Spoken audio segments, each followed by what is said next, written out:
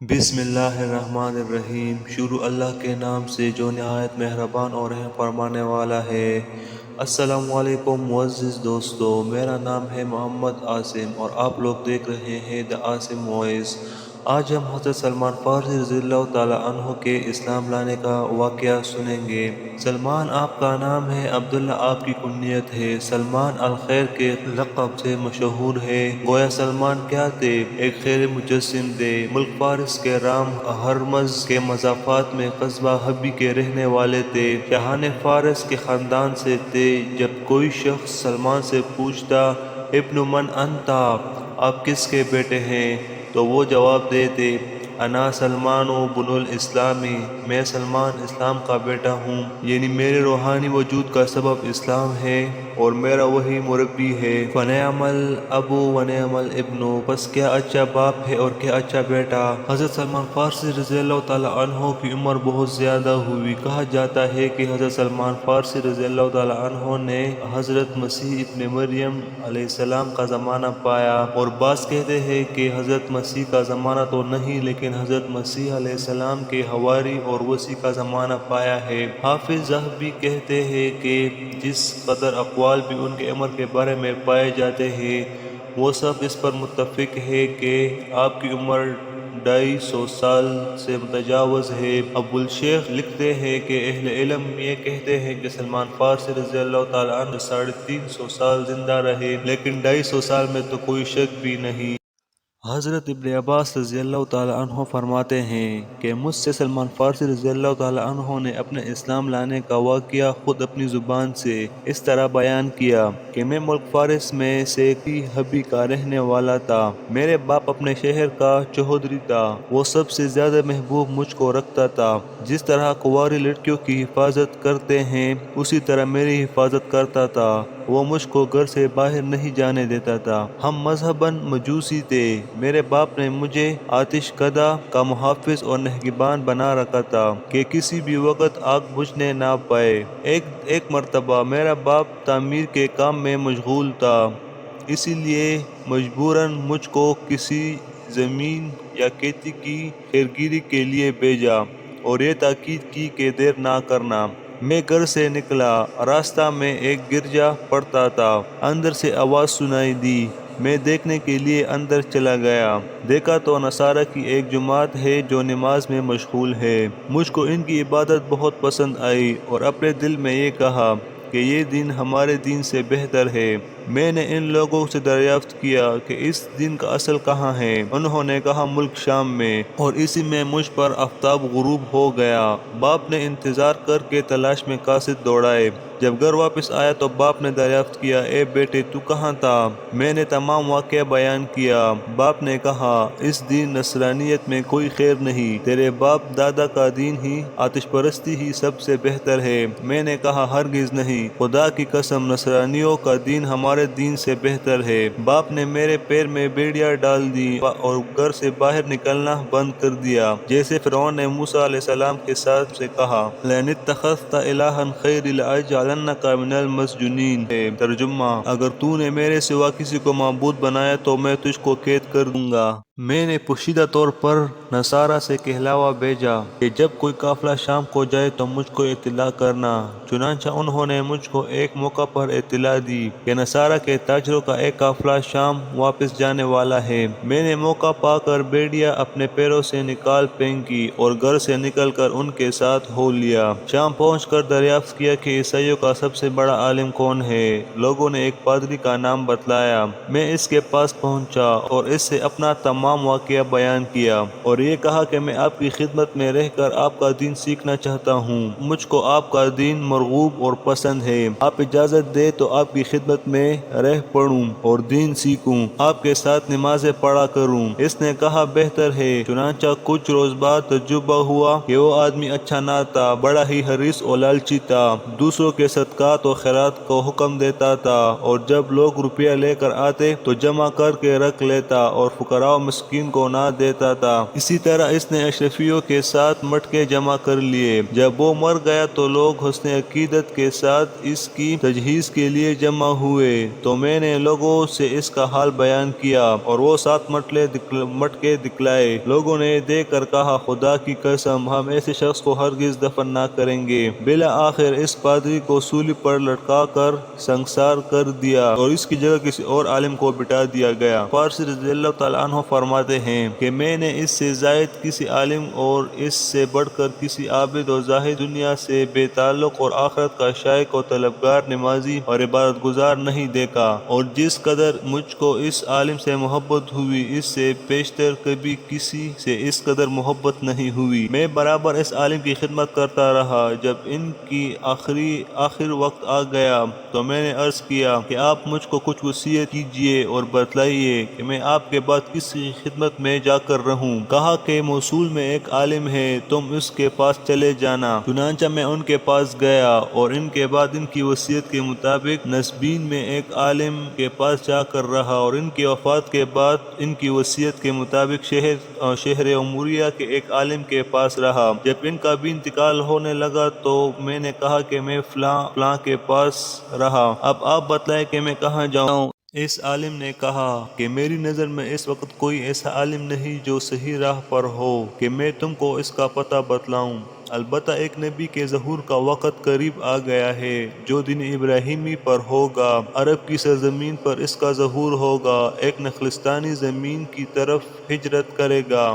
اگر تم وہاں پہنچنا ممکن ہو تو ضرور پہنچنا۔ ان کی علامات یہ ہوگی کہ وہ صدقے کا مال نہ کھائیں گے، ہدیہ قبول کریں گے، دونوں شانوں کے قریب مہر نبوت ہوگی۔ جب تم ان کو دیکھو گے تو پہچان لو گے۔ اس دوران میں میرے پاس کچھ گائیں اور بکریاں بھی جمع ہو گئی تھی۔ اتفاق سے ایک قافلہ عرب کو جانے والا مجھ کو مل گیا۔ میں نے ان سے کہا، اگر تم لوگ مجھ کو ساتھ لے چلو گے تو یہ گائیں اور بکریاں سب کے سب تم کو دے دوں گا۔ ان لوگوں نے اس کو قبول کیا اور مجھ کو ساتھ لے لیے۔ جب وادی قری میں پہنچے تو میرے ساتھ بدسلوکی کی اور غلام بنا کر ایک یہودی کے ہاتھ فروخت کر دیا۔ جب اس کے ساتھ آیا تو کھجور کے درخت دیکھ کر خیال ہوا شاید یہی وہی سرزمین ہے، لیکن ابھی بھی پورا اطمینان نہیں ہوا تھا کہ بنی قریظہ کا ایک یہودی اس کے پاس آیا اور مجھے اس سے خرید کر مدینہ لے آیا۔ جب میں مدینہ پہنچا تو خدا کی قسم مدینہ کو دیکھتے ہی پہچان لیا کہ یقیناً یہ وہی شہر ہے جو مجھ کو بتلایا گیا ہے۔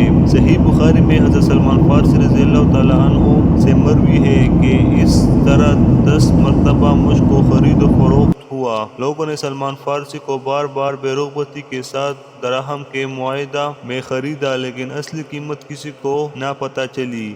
میں مدینہ میں اسی یہودی کے پاس رہا اور بنو قریظہ کے درختوں کا کام کرتا رہا۔ اللہ تعالیٰ نے نبی کریم صلی اللہ علیہ وآلہ وسلم کو مکہ میں مبعوث فرمایا، مگر مجھ کو غلامی اور خدمت کی وجہ سے علم نہ ہوا۔ جب آپ صلی اللہ علیہ وآلہ وسلم ہجرت فرما کر مدینہ تشریف لائے اور قباء میں بنی عمرو بن عوف کے یہاں آپ صلی اللہ علیہ وآلہ وسلم نے قیام فرمایا تو اس وقت ایک کھجور کے درخت پر چڑھا ہوا کام کر رہا تھا اور میرا آقا درخت کے نیچے بیٹھا تھا کہ ایک یہودی آیا اور جو میرے آقا کا چچا زاد بھائی تھا اور یہ کہنے لگا کہ خدا بنی قیلہ اور بنی انصار کو ہلاک کر کے قباء میں ایک شخص کے ارد گرد جمع ہے جو مکہ سے آیا ہے اور یہ کہتا ہے کہ یہ شخص نبی و پیغمبر ہے۔ سلمان فارسی رضی اللہ تعالیٰ عنہ فرماتے ہیں، خدا کی قسم یہ سننا تھا کہ مجھ کو لرزہ اور کپکپی نے پکڑا اور مجھ کو یہ غالب گمان ہوا کہ اپنے آقا پر اب گرا، اور دونوں یہودی اس کی حالت و کیفیت کو دیکھ کر سخت متعجب تھے، اور سلمان فارسی رضی اللہ تعالیٰ عنہ نے یہ شعر پڑھے، خلیلی لا واللہ ما انا منکما اذا علم من آل لیلہ بدلیا۔ ترجمہ، اے میرے دوست، خدا کی قسم اب میں تم میں سے نہیں رہا، مجھ کو دیار لیلہ کا کوئی پہاڑ نظر آ گیا۔ بہرحال دل کو تام کر درخت سے اترا اور اس آنے والے یہودی سے پوچھنے لگا، بتاؤ تو صحیح تم کیا بات کر رہے تھے، وہ خبر ذرا مجھ کو بھی تو سناؤ۔ یہ دیکھ کر میرے آقا کو غصہ آ گیا اور زور سے ایک تماچا میرے رسید کیا اور کہا، تجھے اس سے کیا مطلب، تو تو اپنا کام کر۔ جب شام ہوئی اور کام سے فراغت ہوئی تو جو کچھ میرے پاس جمع تھا وہ ساتھ لیا اور آپ صلی اللہ علیہ وآلہ وسلم کی خدمت میں حاضر ہوا۔ آپ صلی اللہ علیہ وآلہ وسلم اس وقت قباء میں تشریف فرما تھے۔ میں نے عرض کیا مجھ کو معلوم ہوا ہے کہ آپ صلی اللہ علیہ وآلہ وسلم اور آپ صلی اللہ علیہ وآلہ وسلم کے رفقاء کے پاس کچھ نہیں ہے اور آپ سب حضرات کو حاجت ہے، اسی لیے آپ صلی اللہ علیہ وآلہ وسلم اور ان کے رفقاء کے لیے صدقہ پیش کرنا چاہتا ہوں۔ آپ صلی اللہ علیہ وآلہ وسلم نے صدقہ قبول کرنے سے انکار کر دیا اور فرمایا میں صدقہ نہیں کرتا، اور صحابہ کرام رضی اللہ تعالی عنہ کو اجازت دی کہ تم لے لو۔ حضرت سلمان فارسی رضی اللہ تعالی عنہ کہتے ہیں کہ میں اپنے دل میں کہا خدا کی قسم یہ تین علامتوں میں سے ایک ہے۔ میں واپس گیا اور پھر کچھ جمع کرنا شروع کر دیا۔ جب آپ صلی اللہ علیہ وآلہ وسلم مدینہ تشریف لائے تو پھر حاضر ہوا اور عرض کیا کہ میرا دل چاہتا ہے کہ میں آپ صلی اللہ علیہ وآلہ وسلم کی خدمت میں کچھ پیش کروں۔ صدقہ تو آپ صلی اللہ علیہ وآلہ وسلم قبول نہیں فرماتے، یہ ہدیہ لے کر حاضر ہوا ہوں۔ آپ صلی اللہ علیہ وآلہ وسلم نے قبول فرمایا اور خود بھی اس میں سے کھایا اور صحابہ کرام رضی اللہ تعالیٰ عنہ کو بھی کھلایا۔ میں نے اپنے دل میں کہا یہ دوسری علامت ہے۔ میں پھر واپس آ گیا اور 2-4 روز بعد آپ صلی اللہ علیہ وآلہ وسلم کی خدمت میں حاضر ہوا۔ آپ صلی اللہ علیہ وآلہ وسلم اس وقت ایک جنازے کے ہمراہ میں تشریف فرما تھے اور صحابہ کرام رضی اللہ تعالیٰ عنہما ان اور ایک جماعت آپ صلی اللہ علیہ وآلہ وسلم کے ہمراہ تھی۔ آپ صلی اللہ علیہ وآلہ وسلم درمیان میں تشریف فرما تھے۔ میں نے سلام کیا اور سامنے اٹھ کر پیچھے آ بیٹھا تاکہ مہر نبوت دیکھوں۔ آپ صلی اللہ علیہ وآلہ وسلم سمجھ گئے اور پشت مبارک سے چادر اٹھا دی۔ میں نے دیکھتے ہی پہچان لیا اور اٹھ مہر نبوت کو بوسہ دیا اور رو پڑا۔ آپ صلی اللہ علیہ وآلہ وسلم نے فرمایا سامنے آؤ۔ میں سامنے آیا اور اس طرح اے ابن عباس میں نے اپنا یہ واقعہ بیان کیا اور اسی طرح میں نے تفصیل کے ساتھ یہ تمام واقعہ رسول اللہ صلی اللہ علیہ وآلہ وسلم کے سامنے صحابہ کرام کی مجلس میں بیان کیا اور اسی وقت مشرف با اسلام ہوا۔ آپ صلی اللہ علیہ وآلہ وسلم بہت مسرور ہوئے۔ اس کے بعد اپنے آقا کی خدمت میں مشغول ہو گیا، اسی وجہ سے غزوہ بدر اور غزوہ احد میں شریک نہ ہو سکا۔